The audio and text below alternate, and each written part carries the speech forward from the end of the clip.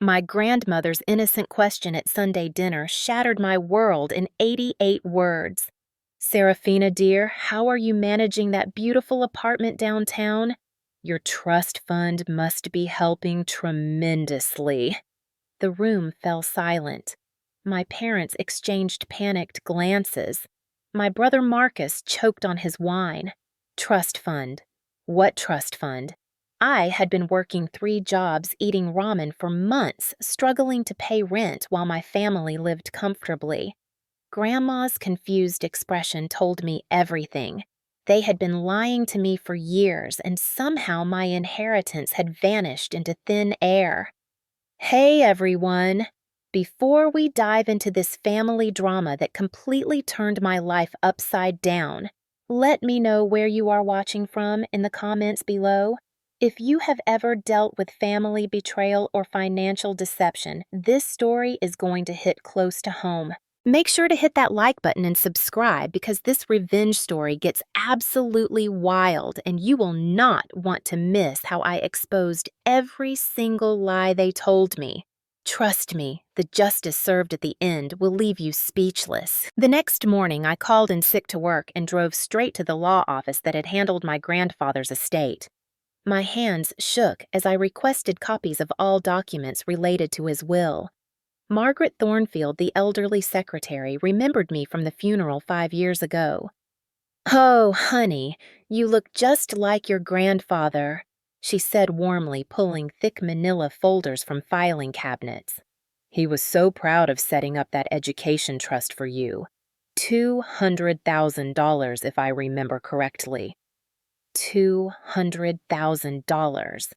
My stomach dropped to the floor. I spent the next 4 hours poring over legal documents that revealed the most devastating betrayal imaginable. According to the will, my grandfather had established a trust fund specifically for my education and future, managed by my parents as trustees until my 25th birthday. Last month, I had turned 26. The trust statements showed regular withdrawals over the past 5 years. $50,000 for educational expenses when I had been working to pay my own tuition.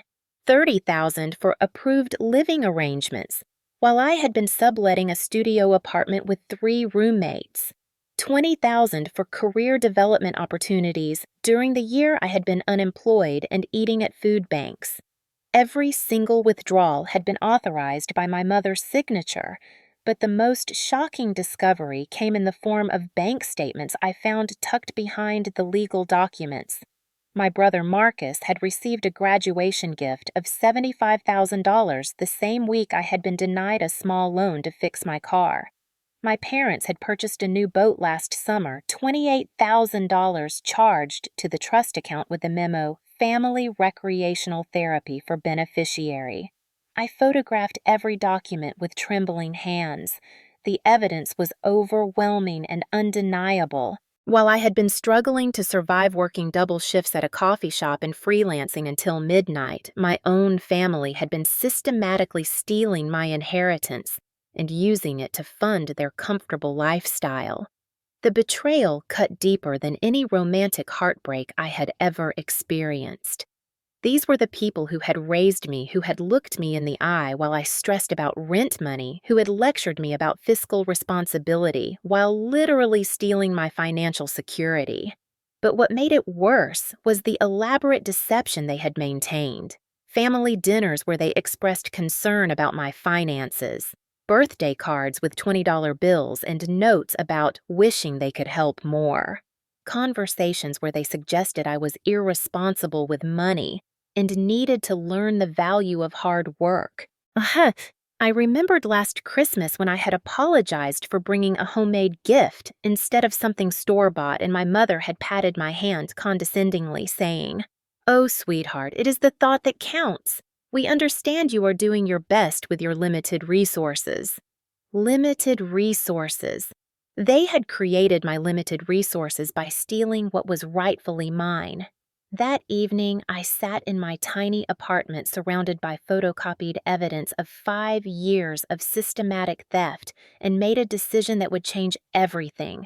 I was not going to confront them emotionally. I was not going to have a tearful family meeting where they could gaslight me or manipulate the situation. I was going to expose them systematically, legally, and publicly. They had spent 5 years destroying my financial stability while maintaining their perfect family facade. Now it was my turn to dismantle their world piece by piece using every tool at my disposal. The first step was documentation. I created a detailed spreadsheet of every withdrawal, every lie, every moment they had watched me struggle while spending my money. Then I started making phone calls to every family member, every family friend, everyone who had ever heard them express concern about my financial situation. My cousin Rebecca was the first to crack. "Wait, Serafina, are you serious? They told everyone you were irresponsible with money, and that is why you were struggling. They said they had tried to help, but you kept making bad decisions." The scope of their deception was breathtaking. Not only had they stolen my inheritance, but they had systematically destroyed my reputation within our extended family to justify my obvious financial struggles. Armed with legal documents and a burning desire for justice, I knew I needed professional help. The next morning, I contacted 3 different attorneys, but their consultation fees were beyond my current budget. Ironic, considering I should have had access to $200,000. That is when I remembered Professor Williams from my business law class. She had always encouraged students to seek justice when they encountered financial crimes. I sent her a carefully worded email explaining my situation without revealing too many details. Her response came within hours. "Serafina, this sounds like a clear case of fiduciary breach. I know someone who can help." Jennifer Martinez was a 30-something attorney who specialized in family financial disputes. She had built her practice on cases exactly like mine, where family members abused their positions as trustees. During our initial consultation, she reviewed my documents with the sharp focus of a surgeon. "This is one of the most clear-cut cases of trustee fraud I have seen in years," she said, setting down the bank statements. "Your parents have violated their fiduciary duty in multiple ways. They used trust funds for personal expenses they failed to provide you with required annual statements, and they continued managing the trust past the termination date." Jennifer explained that we had multiple avenues for recourse: criminal charges for embezzlement, civil lawsuit for damages, formal complaints to the State Bar Association since the original attorney who set up the trust had failed to provide proper oversight. But she also warned me about the personal cost. "Family financial litigation is brutal, Serafina. They will attack your character, your lifestyle choices, anything they can use to justify their actions. Are you prepared for that level of conflict?" I thought about the past 5 years, the stress of working multiple jobs, the humiliation of having my credit card declined at family dinners while they paid with cash for my inheritance. The nights I had cried myself to sleep wondering why I could not get ahead financially despite working so hard. "I am more than prepared," I told her. We developed a comprehensive strategy. First, we would gather additional evidence by requesting bank records and interviewing witnesses. Then, we would file both criminal and civil complaints simultaneously to maximize pressure. Finally, we would prepare for the inevitable family drama by documenting everything they did in response to our legal actions. Jennifer also suggested something that had not occurred to me investigating whether this was their first offense. "People who commit this type of fraud rarely do it just once," she explained. "We should look into your brother's finances, your parents' other business dealings, anything that might show a pattern of financial manipulation." That afternoon, I started reaching out to family members with a new strategy. Instead of accusing my parents directly, I asked innocent questions about family finances and estate planning. The results were enlightening. My Aunt Susan revealed that my parents had borrowed money from her 3 years ago for a family emergency that was never explained. My Uncle David mentioned that my parents had paid cash for their kitchen renovation, which had surprised him given my father's modest salary.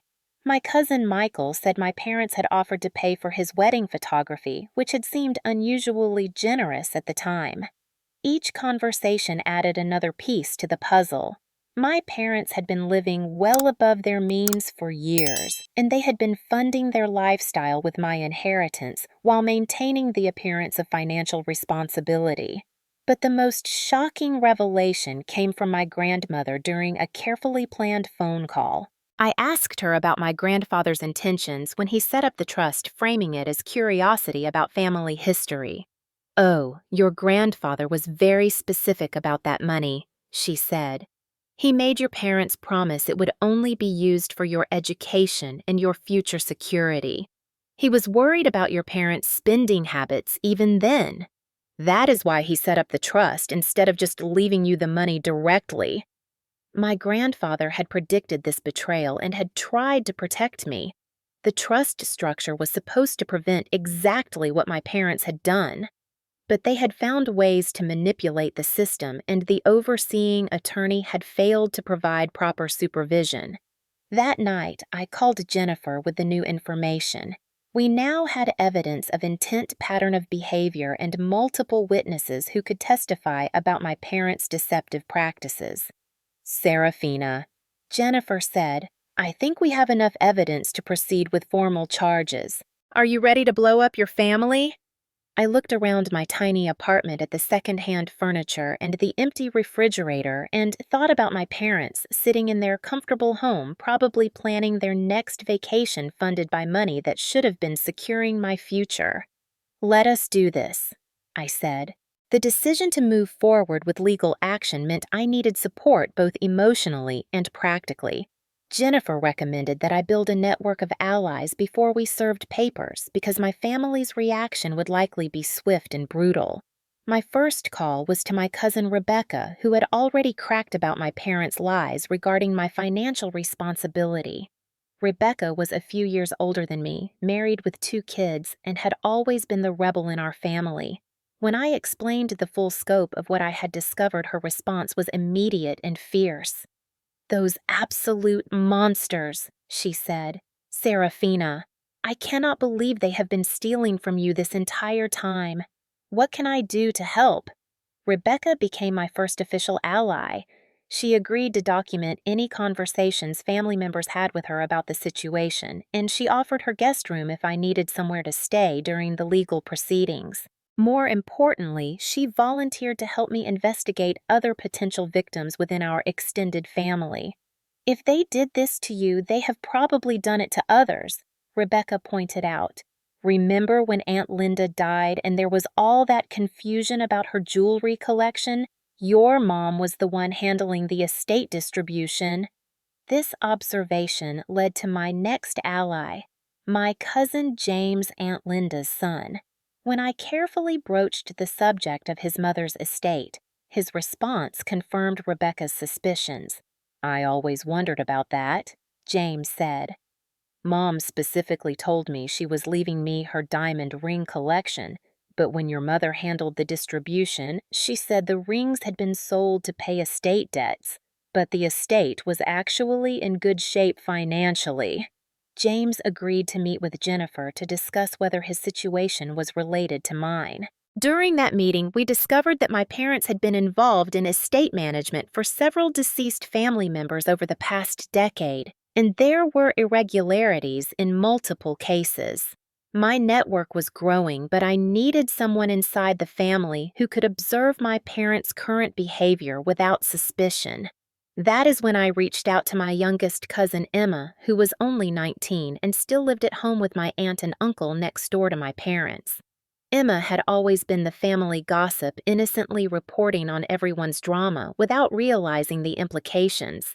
When I casually asked her to keep me updated on any conversations about me or my financial situation, she eagerly agreed, thinking it was just normal family curiosity. Within a week, Emma had provided crucial intelligence. My parents had been having heated discussions about Serafina asking too many questions about the trust. They had also contacted the original estate attorney to clarify some documentation issues. This information prompted Jennifer to expedite our filing timeline. "They know something is coming," she said. "We need to move before they have time to destroy evidence or transfer assets."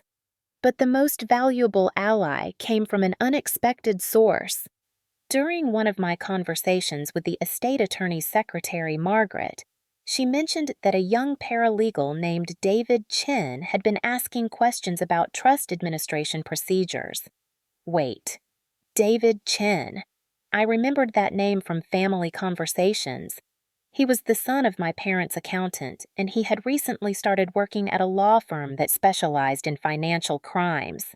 When I contacted him, I discovered that he had been quietly investigating my parents' accounting irregularities for months.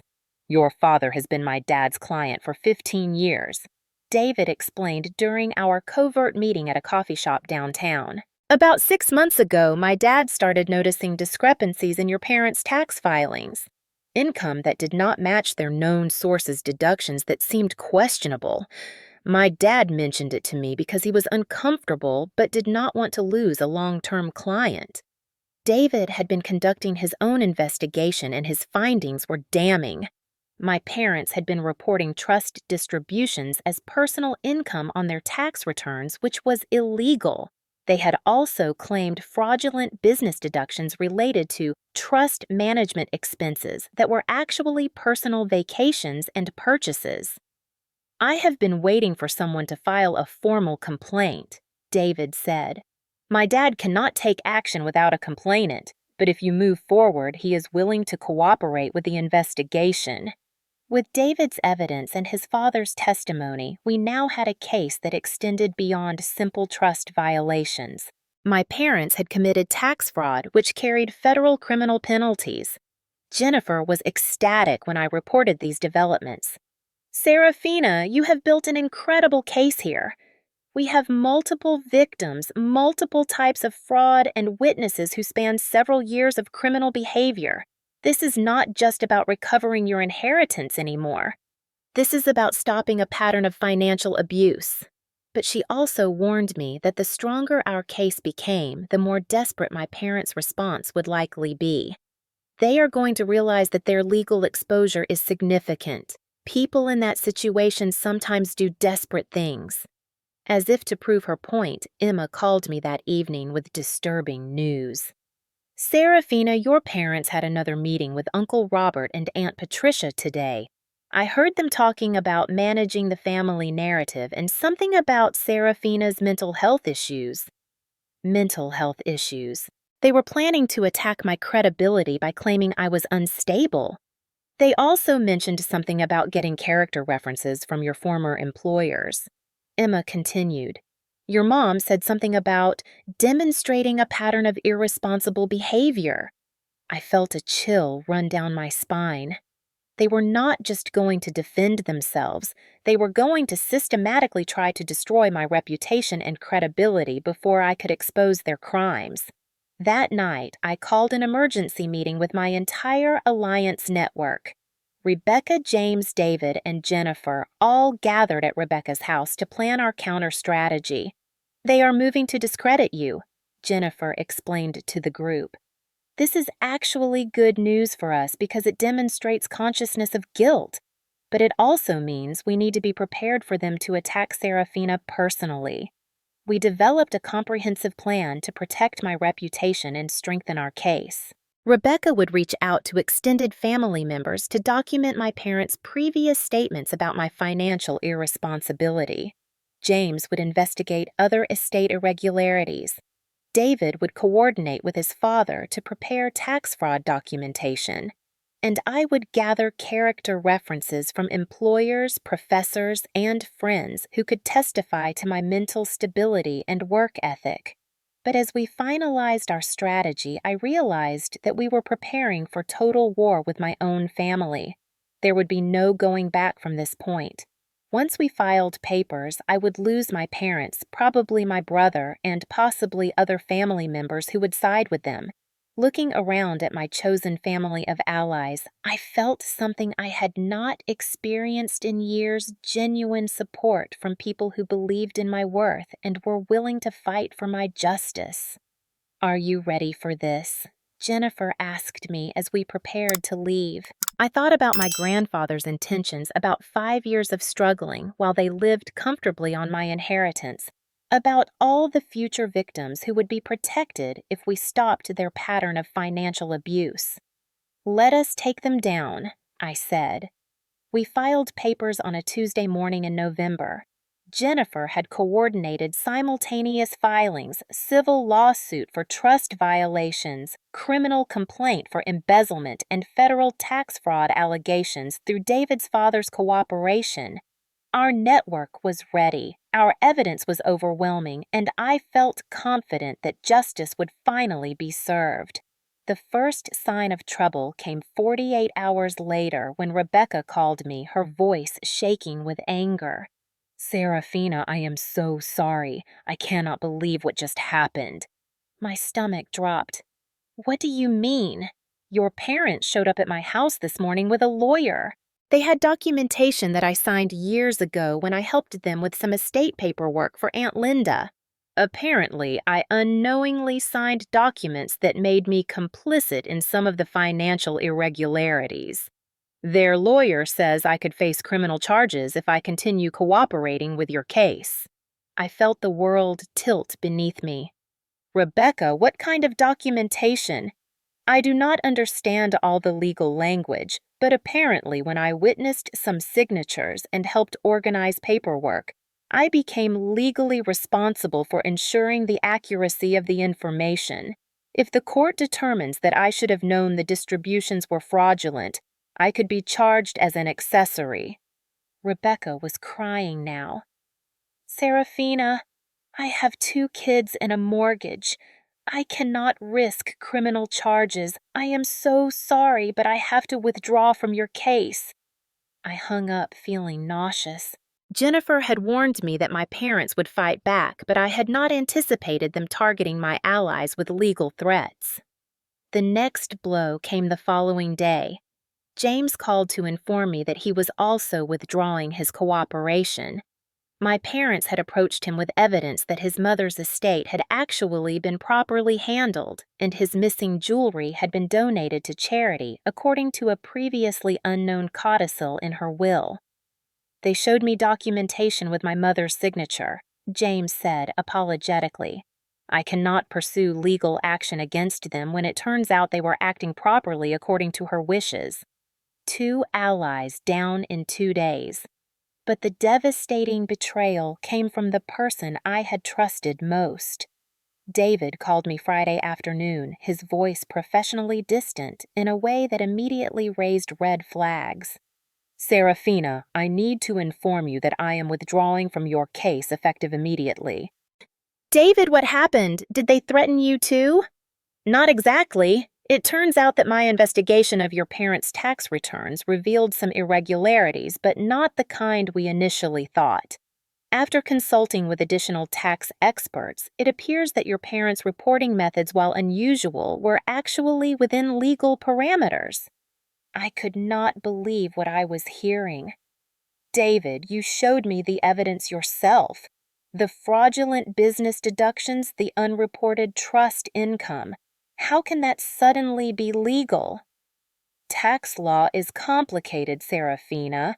What appeared fraudulent to me was actually permissible under certain circumstances that I had not considered. My father and I reviewed everything again with a more experienced tax attorney, and we determined that your parents' filings, while aggressive, were not criminal." Something in his tone told me there was more to this story. "David, did they offer you something?" "Money, a job. What did they promise you?" "Serafina, I resent the implication that I can be bought. I am withdrawing because the evidence does not support the allegations, not because of any external pressure." After he hung up, I sat in my apartment feeling completely defeated. My network of allies had crumbled in less than a week. Rebecca was scared of criminal charges.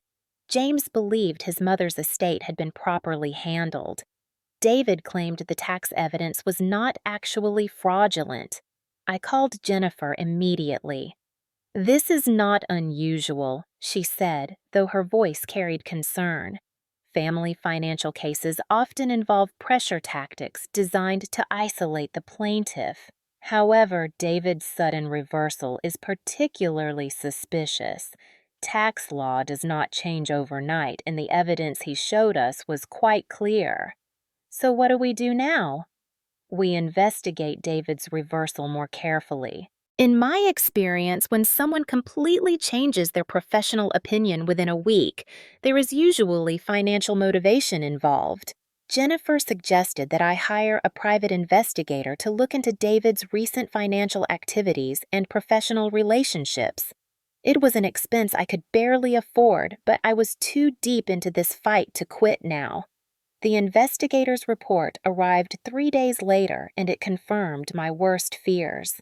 David had been offered a position at a prestigious law firm that represented several of my parents' business associates.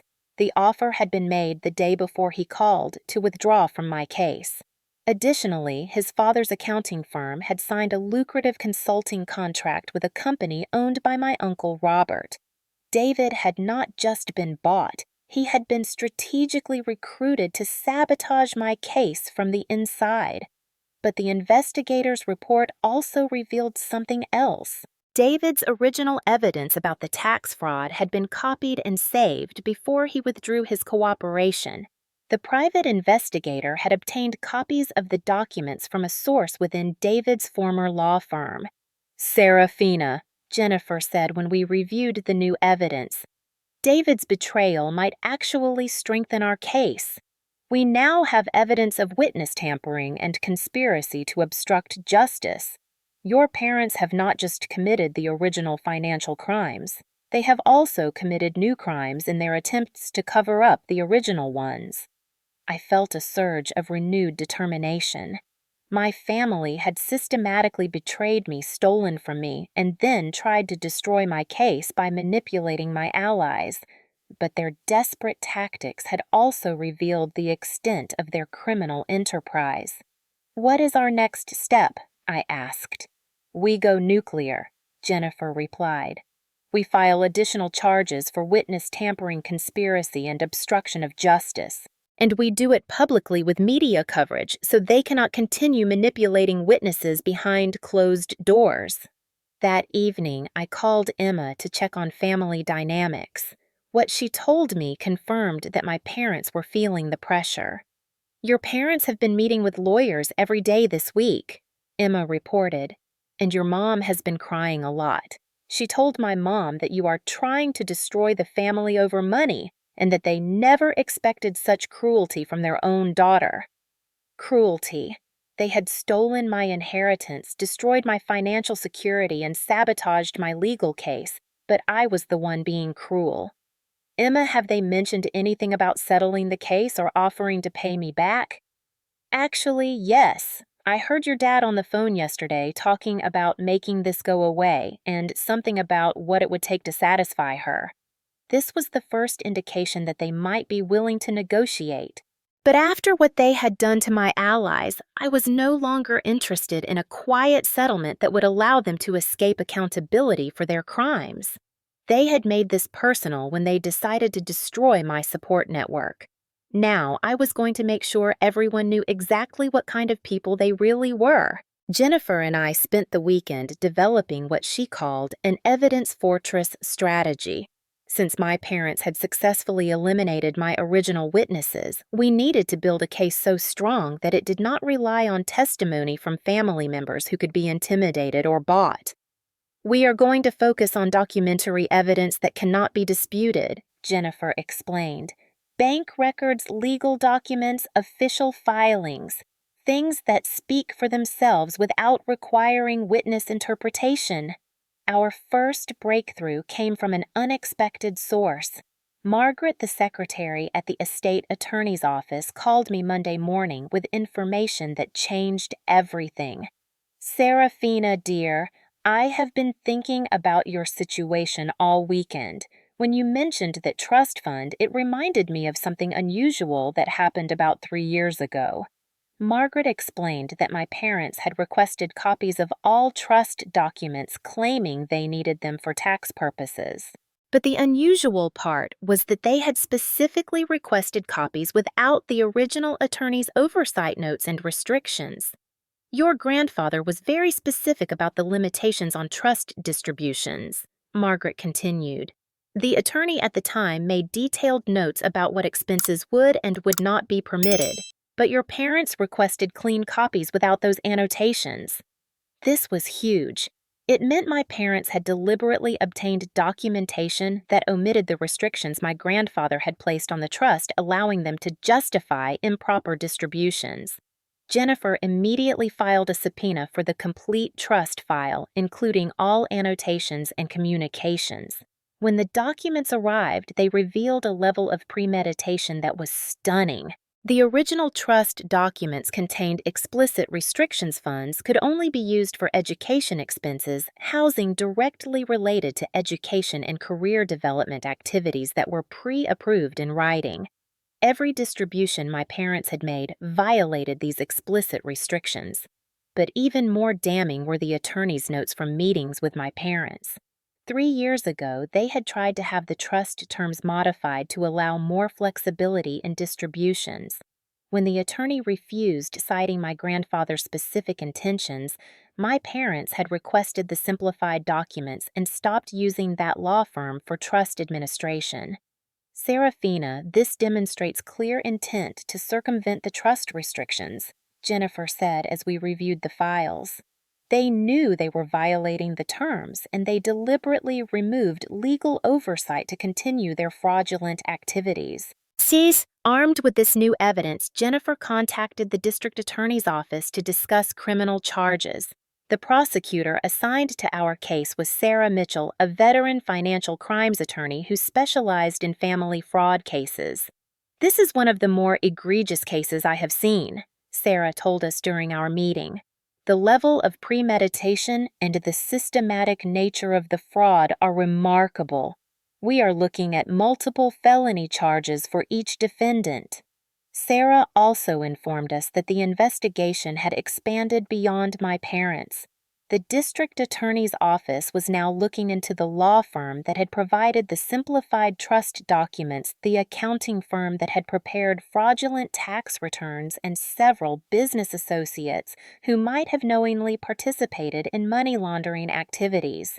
"Your case has uncovered what appears to be a broader network of financial crimes," Sarah explained. "Several other families have come forward with similar complaints about estate mismanagement involving the same professional network." This revelation led to our most powerful ally yet. Detective Raymond Torres from the Financial Crimes Unit had been investigating similar cases for 2 years, and our evidence provided missing pieces to his broader investigation. "Serafina, your parents are part of a systematic scheme," Detective Torres explained during our meeting. "They have been working with corrupt professionals to defraud multiple estates and trusts. Your case gives us the evidence we need to take down the entire operation." Detective Torres showed us files on 6 other families who had been victimized by similar schemes. Estate attorneys who removed restrictions from legal documents. Accountants who helped hide fraudulent distributions through creative tax filings. Financial advisors who moved money through shell companies to obscure its origins. The total amount of money involved is over $3 million across all the cases, Torres continued. "Your parents personally were involved in approximately $800,000 in fraudulent activities, not just the $200,000 they stole from you." This information completely changed the scope of our case. I was not just seeking justice for my own situation. I was helping expose a criminal enterprise that had victimized multiple families over several years. Jennifer filed amended complaints that reflected the broader criminal conspiracy. The charges now included racketeering, money laundering, and conspiracy to commit fraud across multiple jurisdictions. But the most satisfying development came when Detective Torres informed us that David's recent financial activities had triggered an automatic investigation by the State Bar Association. His sudden reversal on our case, combined with his new job offer and his father's consulting contract, had created a pattern that suggested witness tampering and professional misconduct.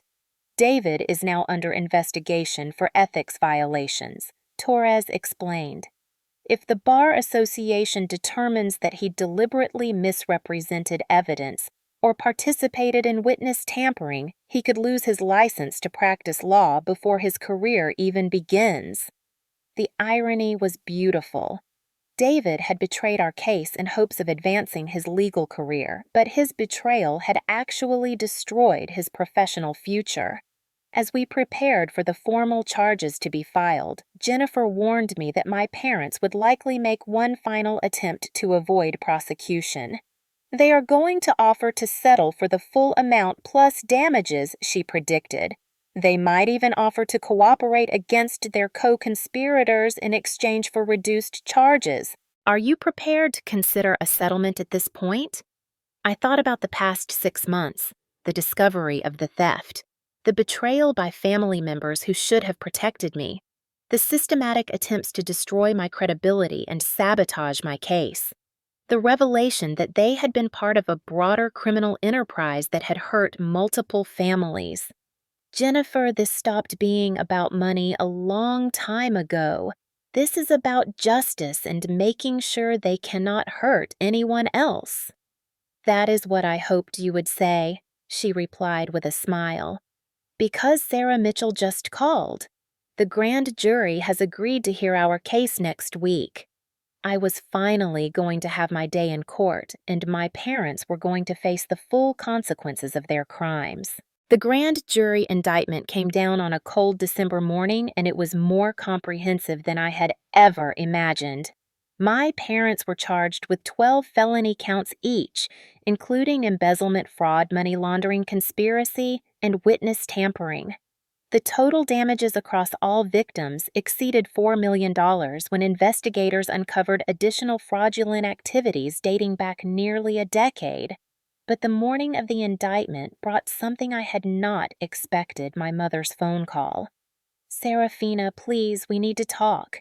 This has gotten completely out of hand."